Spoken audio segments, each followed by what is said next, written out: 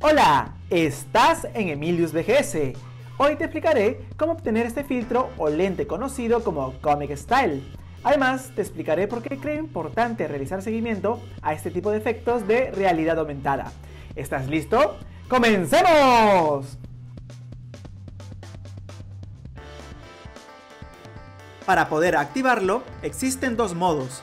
Tenemos que abrir Snapchat, buscar entre los lentes populares y verás este icono y el título llamado Comic Style. Te recomiendo que lo guardes en tus favoritos. En caso que no lo encuentres tan fácil, puedes utilizar tu cámara de Snapchat y escanear este código. Además, te dejaré el link en el primer comentario. Comic Style sigue la misma tendencia de creación de efectos sorprendentes que utilizan Machine Learning.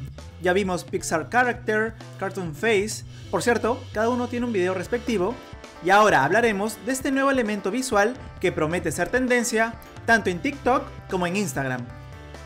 Estos filtros me hacen recordar bastante al pop art, existe mucha relación visual.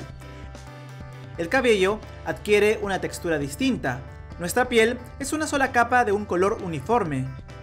Nuestros labios, nariz y rostro están muy bien delineados, mostrando un color uniforme también, y nuestros ojos son como si hubieran sido dibujados por un artista gráfico. Soy como un sim casi.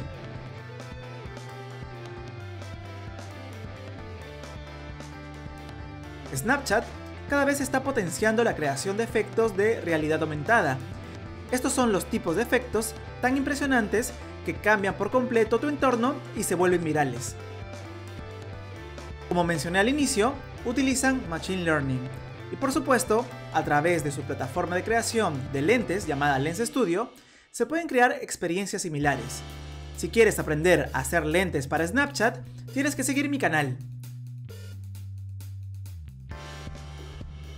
Ya sabes, aquí podrás encontrar los filtros o lentes más virales del mundo. Esto es todo por el momento.